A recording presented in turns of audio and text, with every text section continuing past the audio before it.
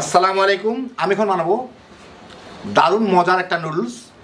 এটা একটা Chinese recipe, কিন্তু আমি একটু মডিফাই করে নিয়েছি আমাদের দেশের রুচির সাথে খাপ খাওয়ানোর জন্য, মানে অথেন্টিক চাইনিজদের চাইনিজ আর কি। এটা হচ্ছে টমেটো এগ নুডলস। তৈরি করা খুব সহজ, ঘরে থাকা জিনিসপত্র দিয়ে ঝটপট বানিয়ে নিতে পারবেন। বাচ্চারা বিশেষ করে যারা শাক খাইতে চায় না, তারা কেড়ে কেড়ে খেয়ে নেবে। তো আসেন দেখি শুরু করা যাক। আমি একটা কড়াইয়ে সামান্য একটু তেল মেখে, এর মধ্যে যত কম তেল দেওয়া যায়, একটা ডিম আমি একটু স্ক্র্যাম্বল করে নিব, মানে একটু ভেজে নিব আর কি, হালকাভাবে। অল্প একটু লবণের ছিটা দিয়ে দিই, এইটাকে একটু ঘুটে মোটামুটি ভেজে নিতে হবে, বড় বড় টুকরা যাতে হয়।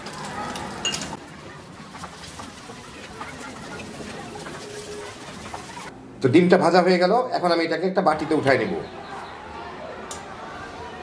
এখন সেই একই কড়াইয়ে আরেকটু তেল দিয়ে আমি এর মধ্যে অল্প একটু পেঁয়াজ কুচি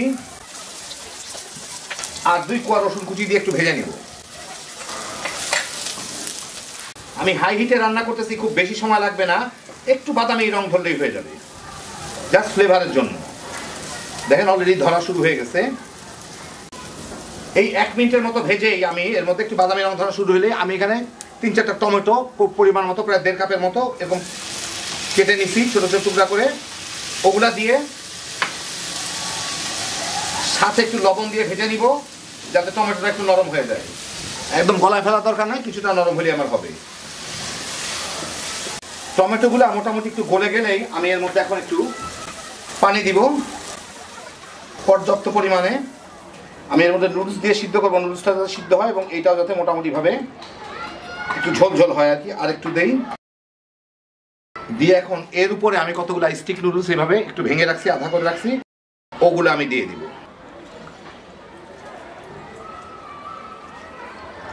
একটু লবণটা দেখে নিই, আর একটু লবণ লাগবে, এখনই দিয়ে দিই। বাস, এখন এইটাকে আমি জাল দিয়ে নুডলসটা সিদ্ধ করে নিই। একটা কিছু দিয়ে ঢেকে দিই, চুলার জালটা একটু লোতে রাখি যাতে শুধু নুডলসটা সিদ্ধ হয়। 4-5 মিনিট পরেই আমি 2 একবার নেড়ে দিছিলাম, নুডলসগুলো সিদ্ধ হয়ে গেছে। সিদ্ধ হওয়া পর্যন্ত আর কিছু করার দরকার নাই।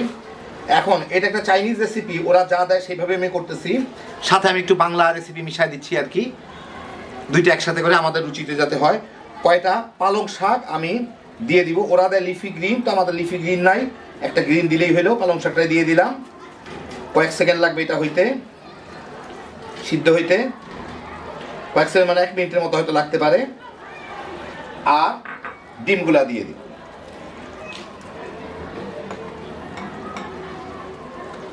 আর আমাদের একটু খাইতে একটু মশলাদার না হলে পছন্দ হয় না, সেই জন্য আমি এখানে নুডলসের মশলা, এটা আমার ঘরে তৈরি, আপনার প্যাকেটের সাথে যে মশলা আসে সেটা দিতে পারেন, অথবা ঘরে তৈরি করা, কেউ যদি তৈরি করে রাখতে চান আমি ডেসক্রিপশনে লিঙ্ক দিয়ে দিব, ওটা দিয়ে দিব। ওটা দিয়ে দিলে একটু বেশ মশলাদার লাগবে। দেখেন অলরেডি পালং শাকটা প্রায় সিদ্ধ হয়ে গেছে। এটা দিয়ে এর সাথে একটু মিলায় মিনিট খানেক জাল দিলে এখন আমার হয়ে যাবে। এইটা একটু ঝোল ঝোল টাইপেরই হয়, আমি এটাকে একটু ঢেকে মিনিট খানেক জাল দিই। এই 1 মিনিট পরেই আর কিছু করার দরকার নাই, আমি উপরে কয়টা পেঁয়াজ কলি দিয়ে দিই, দেখার সৌন্দর্যের জন্য, আর কোনো কিছুর জন্য না এটা। আর ফ্লেভারটা একটু ভালো আসার জন্য কেউ চাইলে দিতে পারেন, না চাইলে না দিতে পারেন। অল্প একটু গোলমরিচের গুঁড়া,